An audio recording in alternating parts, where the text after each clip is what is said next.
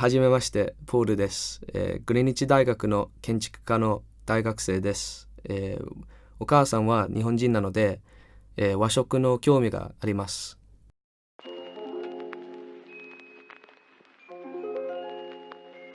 I'm Paul Walker. I study architecture at the University of Greenwich, and I'm half Japanese on my mother's side. I was born and grew up in the UK, visited Japan about once a year for most of my life. I've kind of got this contact between, I mean, obviously a very English lifestyle here, but also quite a very Japanese lifestyle there.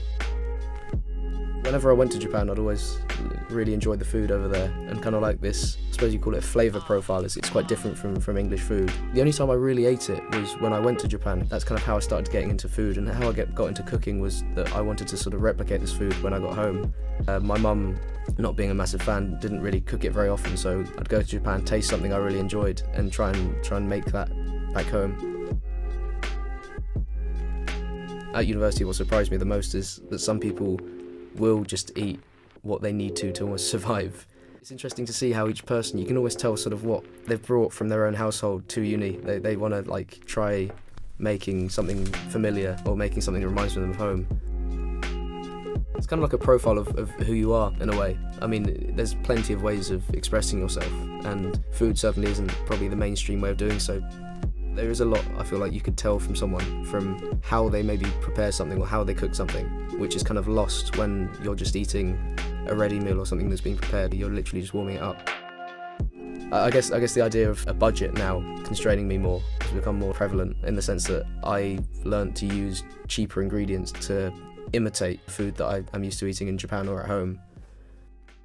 But it's the constraints sometimes which almost force you to do something radical or something new.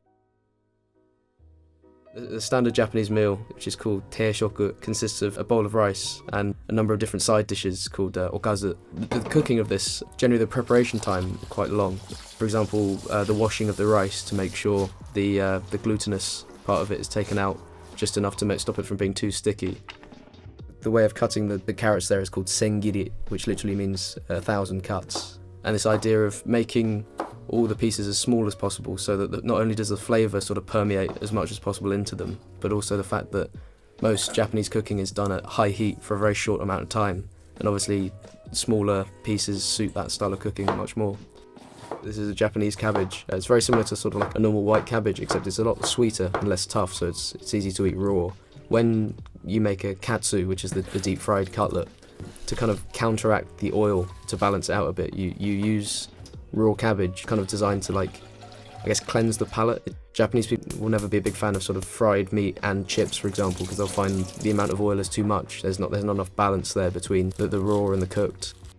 For one meal, there's a lot of different ways of preparing each vegetable. You'd utilise, for example, grilling, stir-frying, boiling, and even preserving with salt. All these different ways of cooking end up with these very different flavours, very different textures, and it's kind of like that interaction that's thought about in a Japanese meal as a whole. It's the idea of balance. With a country like Japan, which is obviously very famous for its technological advances, all these fancy machines and stuff, it's amazing how much effort and how many of these machines go into producing food perfectly. This is kind of like a traditional Japanese omelette. It's a rolled omelette made in a square pan called a tamagoyakiki. The square pan kind of allows it to be folded and pressed into this shape, and then cut open and displayed with sort of the cut side facing up.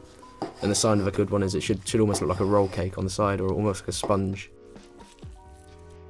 There's all these like technological advances which are essentially trying to replicate this, dedication, this kind of human aspect to the food, and the preservation of culture in Japan is like a major thing. Everyone sort of respects that, and so I guess as society modernises, so too does it find new ways of sort of carrying on this food obsession without sort of resorting to an almost dismissive view of food.